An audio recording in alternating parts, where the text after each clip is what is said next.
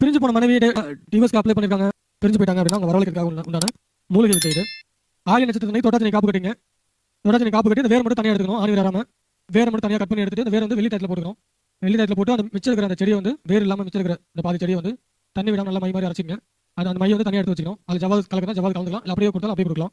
இந்த வேர் வந்து இந்த மந்திரம், இந்த வேர் இந்த அரைச்ச அந்த கலவை இது ரெண்டையும் வந்து மந்திரம் ஜெபம் பண்ணி 1000 முறை மந்திரம் ஜெபம் பண்ணி சம்மந்தப்பட்டவங்க கொடுத்தீங்கன்னா ஒரு அந்த வேர் வந்து தாய்த்தா கட்டிக்கணும். வலது கையிலோ கழுத்துலையோ இடுப்புலையோ கட்டிக்கலாம்.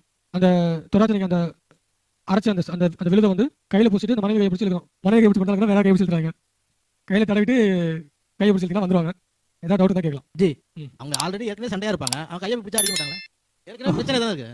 ராசியா இருந்தா கையை பிடிச்சிருக்கலாம். கையை பிடிச்சி அதாவது ஏன்னா ஏற்கனவே டைவர்ஸுக்கு போயிட்டு அதை போய் கையை பிடிச்சி எடுத்தோம்னா ஏன்டா தொடர்ந்து அடிக்க மாட்டாங்களா? அது வசியம் ஆகிறதுக்காக தான் நம்ம அந்த கையில நம்ம சரக்கு இருக்க மூளை கட்டிக்கோமே. அப்புறம் நான் ஒரு மந்திரம் வேலை செய்யலாம் தான் காட்டிக்கலாம். அதுதான் வசியம் பண்ணி தான் நம்ம போறோம். அதனால அவங்க மனசு மாறிடுவாங்க.